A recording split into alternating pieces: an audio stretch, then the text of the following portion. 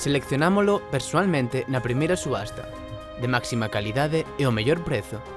Almacenámolo e conservámolo en lonxa propia. Os nosos propios camións encárganse de achegalo aos distintos puntos de venta no mesmo día. E unha vez chega ás nosas peixerías, tratámolo co máximo cuidado e profesionalidade. Se desexas mercar o mellor peixe ao mellor prezo, achégate aos nosos establecementos. Estamos en Pescadería Mazorra, na avenida Xoán 2339 e nas peixerías de Icos. Transportes e Pescados Pablo, do mar ao fogar.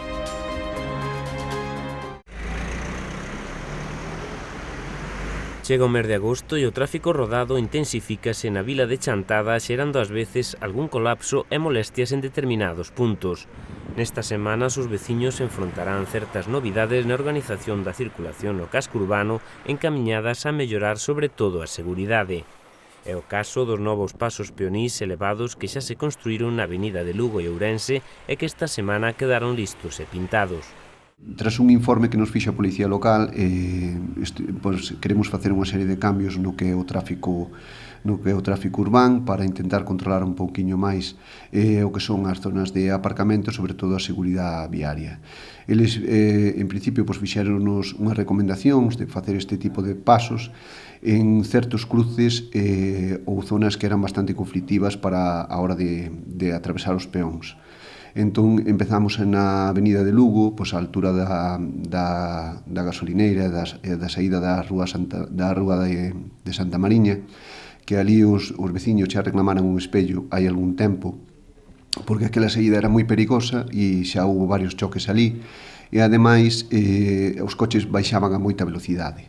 Entón, ali decidiuse poñer para reducir un pouco a velocidade, ademais que hai unha parada de bus do outro lado da rúa, e reducir a velocidade para que a xente que sae tanto da gasolineira como da rúa Santa Mariña poda salir con maior seguridade. Logo instalamos un pouquiño máis abaixo, tamén según informe da Policía Local, á altura do centro de día e da residencia da terceira idade, porque ali observábamos que os coches baixaban a gran velocidade e non se respectaban as persoas maiores que están normalmente cruzando naqueles pasos. Ademais, descendendo cara a Praza de Santana, dende este punto hai un novo cruce do que tamén se reforza a seguridade ao descender os vehículos con menor velocidade despois dos pasos de peóns. O seguinte xa a altura da rúa Santa Mariña, que tamén, en principio, a xente que saía dese cruce, ademais de haber un taller mecánico en fronte, que sempre había bastantes problemas de tráfico ali, e a xente baixaba a moita velocidade, tamén se decidiu poñer ali.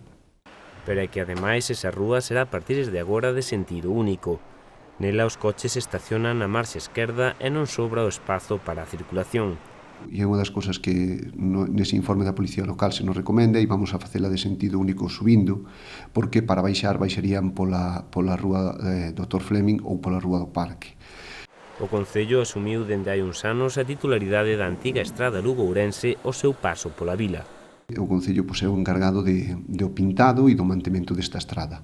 Co cal tuvemos que pintala porque xa non se vían as liñas e entre os pasos de peóns e o pintado isto ten un custo de 30.000 euros, aproximadamente 31.000 euros. Unha demanda de moitos veciños e tamén de gran parte da comunidade educativa é elevar tamén os pasos de peóns na zona escolar da avenida de Monforte, onde se emprazan o IES Valdoasma e o Colexio Eloísa Rivadulla. A avenida de Monforte xa se lle mandou un escrito en dúas ocasións á Xunta de Galicia, esa estrada Monforte Lalín da Xunta xa se lle mandou en dúas ocasións e na última Xunta Local de Goberno acordamos de novo volver, incidir e pedir á Xunta de Galicia que nos poña pasos elevados nesa rúa. Esa estrada, como insisto, é da Xunta de Galicia, son eles que non teñen que poñer e nós non podemos gastar diñeiro do Concello en manter esa estrada, son eles. Nos vamos a insistir en que se poñan, porque aí, según o informe da Policía Local, a altura do supermercado Día, máis ou menos, sería necesario e antes dos colexios outro e a altura dos colexios outro, o sea, aí farían falta 3. Entón, nos imos insistir en que esa zona tamén teña pasos elevados. Son unha medida eficaz para reducir a velocidade e a sinistralidade, o mellor de atropelos, aínda que hai condutores que ás veces se queixan da altura que teñen estes pasos, non? Sí, bueno, os pasos teñen que cumplir unha normativa de fomento, teñen que ter entre 1 e 2 metros de subida, 4 metros de plataforma e un máximo de 10 centímetros de altura. Eso é o que marca a normativa. Si é verdade que para os coches pois é un pouco trastorno, porque si, te obriga a frenar, se pasas a unha velocidade non adecuada, pois o coche sufre. Entonces, claro, para os condutores pois non é a mellor medida, pero sabemos que para os viandantes, incluso para os cruces, para a xente que sale dos cruces cos outros coches, pois que é a medida máis eficaz para intentar previr os accidentes tanto de peóns como de coches. Entonces consideramos que eran necesarios, e unha vez que tiñamos que pintar a vía, porque era sí ou sí, pois decidimos xa poñer estes pasos elevados. Os pasos da avenida de Lugo acadan unha altura de 10 centímetros, algo que circulando a velocidade axeitada neste tramo da vía non debe ser eiva ningunha para os condutores. Unha vez que habilitemos estos pasos e sinalicemos ben todas aquelas zonas onde non se pode aparcar, pois a policía local encargarase de que a xente se acostume a que non pode aparcar en riba dos pasos de peóns nin nas beiras rúas.